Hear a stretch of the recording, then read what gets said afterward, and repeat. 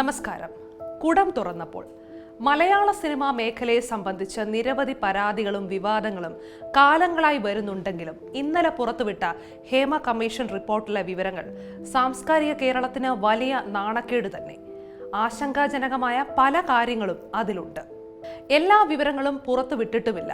റിപ്പോർട്ടിലെ 400ഓളം പേജുകൾ ഇപ്പോഴും പുറത്തു വന്നിട്ടില്ലെന്ന് മുൻ സാംസ്കാരിക മന്ത്രി AK ബാലൻ തന്നെ ഇന്ന് രാവിലെ മാധ്യമ സമ്മേളനത്തിൽ വെളിപ്പെടുത്തി. 296 പേജുള്ള റിപ്പോർട്ടിൽ നിന്നും വ്യക്തിപരമായ ആരോപണങ്ങൾ ഒഴിവാക്കാനായി 61 പേജുകളും ഒട്ടേറെ ഖണ്ഡികകളും വെട്ടിമാറ്റിയ ശേഷം നൽകിയ റിപ്പോർട്ടിൽ ഇത്രയേറെ കാര്യങ്ങളുണ്ടെങ്കിൽ പുറത്തു പറയാൻ കഴിയാത്ത പേജുകളിലെ വിവരങ്ങളുടെ കാഠിന്യം എന്താവും? വെളിപ്പെടുത്തില്ലെന്ന് ഉറപ്പ് നൽകി ശേഖരിച്ച മൊഴികളാണ് അതിലേറെയും.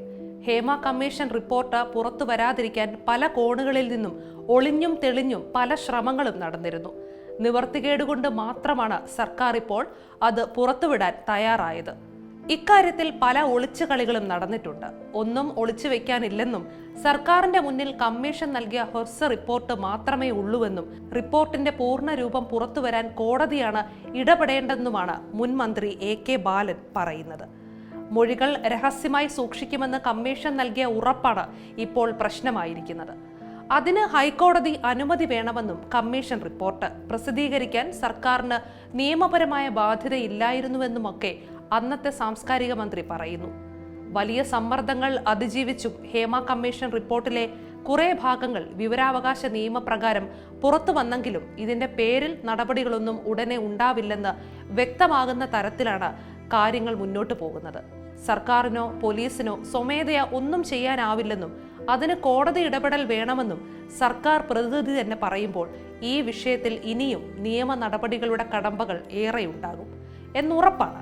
സർക്കാരിന് നേരിട്ട് കേസെടുക്കാൻ വകുപ്പില്ലെന്ന് മന്ത്രിമാരും നേതാക്കളും പറയുമ്പോൾ അത് ശരിയല്ലെന്ന് നിയമജ്ഞർ പലരും ചൂണ്ടിക്കാട്ടുന്നു. ഹേമ കമ്മീഷൻ റിപ്പോർട്ടിലെ പുറത്തുവരുന്ന വിവരങ്ങൾ സിനിമാ മേഖലയിലെ ക്രിമിനൽ ഇടപെടൽ വെളിപ്പെടുത്തുന്നു. അതിൽ തന്നെ സ്ത്രീ സുരക്ഷ, അവരെ അപമാനിക്കൽ, ചൂഷണം ചെയ്യൽ എന്നിവയൊക്കെ വളരെ പ്രധാനപ്പെട്ടതാണ്. ഇരകളോടൊപ്പമാണ് തങ്ങളെന്ന് സർക്കാർ പറയുമ്പോൾ അത് സമൂഹത്തിനു കൂടി ബോധ്യമാകണം. നിയമപരമായ പഴുതുകളിലൂടെ ആരെയെങ്കിലും രക്ഷിക്കാനോ സംരക്ഷിക്കാനോ ആരെയൊക്കെയോ ശ്രമിക്കുന്നുവെന്ന തോന്നൽ പ്രബലമാണ്. അത് വാചക കസർത്തിലൂടെ മറച്ചുവെക്കാനോ മായ്ച്ചു കളയാനോ കഴിയില്ല. എവിടെയെങ്കിലും ഒരു നിയമവിരുദ്ധ പ്രവർത്തനം നടന്നതായി വിവരം കിട്ടിയാൽ പോലീസിന് FIR ഇടാമെന്ന് ഭാരതീയ നിയമ സംഹിത വ്യക്തമാക്കുന്നുവെന്ന് നിയമജ്ഞർ ചൂണ്ടിക്കാട്ടുമ്പോൾ അതിന് രേഖാമൂലമായ പരാതി തന്നെ വേണമെന്ന് ഉത്തരവാദപ്പെട്ടവർ പറയുന്നതിൽ എന്താണ് ന്യായം? അതും സർക്കാർ നിയോഗിച്ച ഒരു ജുഡീഷ്യൽ കമ്മീഷൻ നൽകിയ റിപ്പോർട്ടിലെ വിവരങ്ങൾ പോലും അന്വേഷിക്കാൻ സർക്കാരിനാവില്ലെങ്കിൽ പിന്നെ ഭരണകൂടത്തിന് എന്തു പ്രസക്തി? മറ്റൊരു മേഖലയിലും കാണാത്ത ലൈംഗിക ചൂഷണമാണ് മലയാള സിനിമാ മേഖലയിൽ നടക്കുന്നതെന്ന് റിപ്പോർട്ടിലെ കണ്ടെത്തൽ നിസ്സാരമായി കാണാനാകുമോ? സിനിമാ സെറ്റുകളിൽ മദ്യത്തിന്റെയും ലഹരി വസ്തുക്കളുടെയും ഉപയോഗം വ്യാപകമാണെന്ന റിപ്പോർട്ടിലെ പരാമർശം അവഗണിക്കാനാകുമോ? ലൈംഗിക അതിക്രമങ്ങളിൽ അധികവും നടന്നത് ലഹരി ഉപയോഗിച്ച ശേഷമാണെന്നും റിപ്പോർട്ടിൽ പറയുന്നു. മന്ത്രി സജി ചെറിയാൻ ഇന്ന് രാവിലെ മാധ്യമ പ്രവർത്തകരോട് പറഞ്ഞതുപോലെ സിനിമാ മേഖലയിൽ എത്രയോ നല്ല ആളുകളുണ്ടെന്ന കാര്യം വിസ്മരിക്കുന്നില്ല.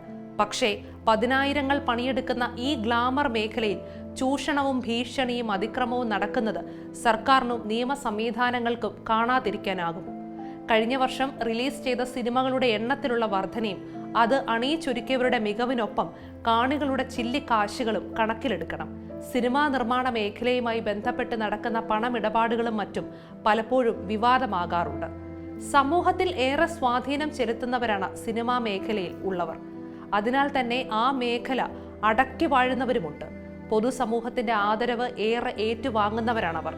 ചില നിർമ്മാതാക്കളുടെയും സംവിധായകരുടെയും നടന്മാരുടെയും ഒക്കെ കൈപ്പിടിയിലാണ് മലയാള സിനിമ എന്ന റിപ്പോർട്ടിൽ പറയുമ്പോൾ അതിലെല്ലാം അടങ്ങിയിരിക്കുന്നു സർവാധിപത്യം. അത് ഏത് മേഖലയിലാണെങ്കിലും ദുരന്തം തന്നെ. നമസ്കാരം.